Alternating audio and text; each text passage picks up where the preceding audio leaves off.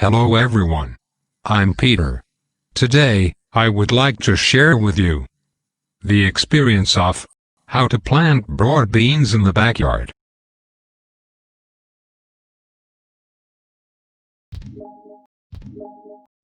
If you buy dried broad beans from a grocery store, choose the larger and stronger ones, and use them as seeds. Then put the selected seeds into the water to promote germination.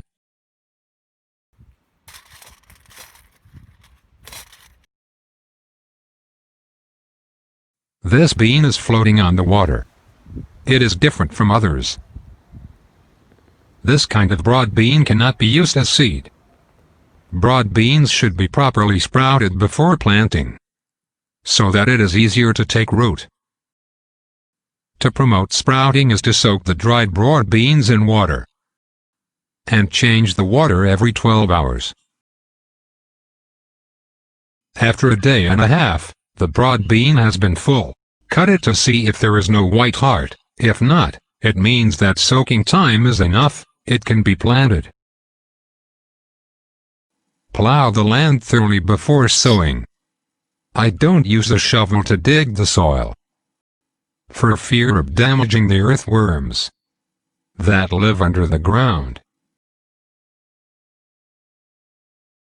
On plowed land, sprinkle some chicken manure or cow manure as base fertilizer. These fertilizers buried in the soil are helpful to the growth of broad bean in the future. When planting seeds, you need to dig holes first. The distance between each hole is about 50 centimeters, and the depth is about 5 centimeters. Then put some potting mix in the hole.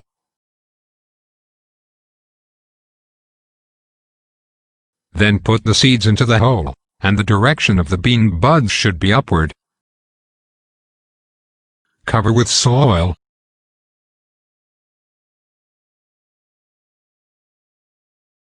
And watering enough water, the planting is finished. About 10 to 14 days later, broad bean seedlings emerged. When the seedlings grow up, they need to continue to apply fertilizer to promote the plumpness of broad beans in the future. You can use organic granular fertilizer as top dressing every 2 months. Then sprinkle it around the plant each time. During the flowering time, I also like to pour some sisal to make broad bean get more nutrition and produce more fruits.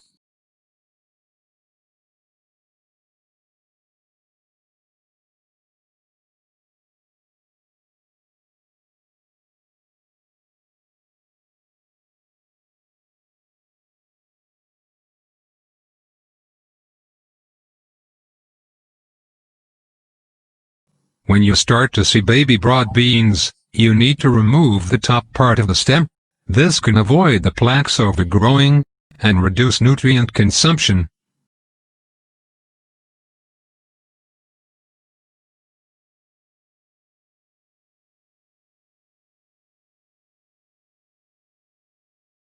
When removing the top, you only need to keep about 10 to 12 layers of flowers from the bottom. After the broad bean enters the flowering stage, if it encounters a strong wind, it is easy to be blown down. The best way to prevent it is to insert a few stakes around the planting area.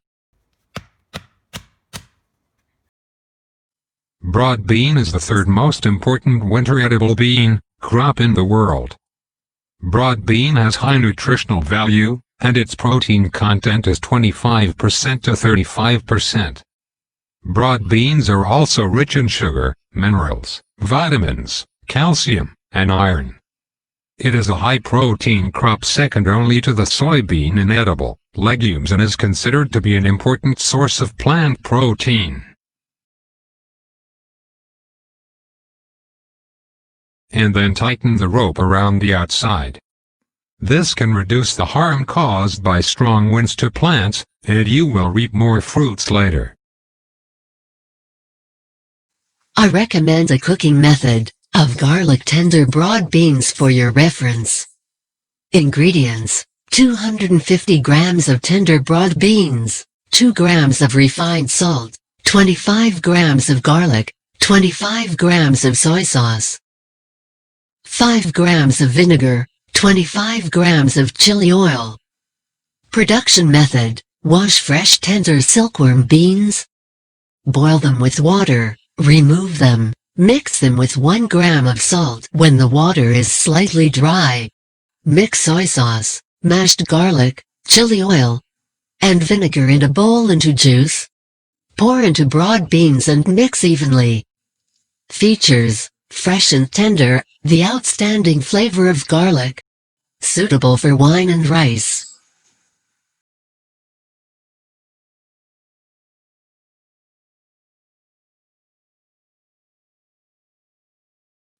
If you find some weak broad bean seedlings, replace them with healthy seedlings immediately.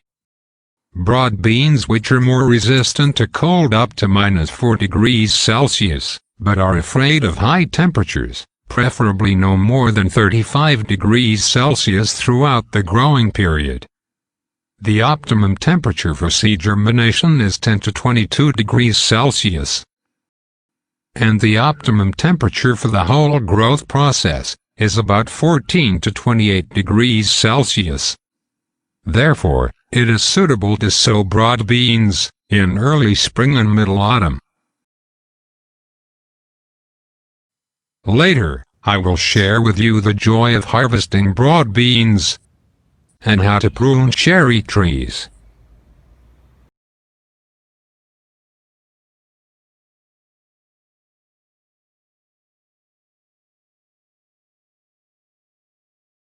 Thank you for watching. Thank you for subscribe.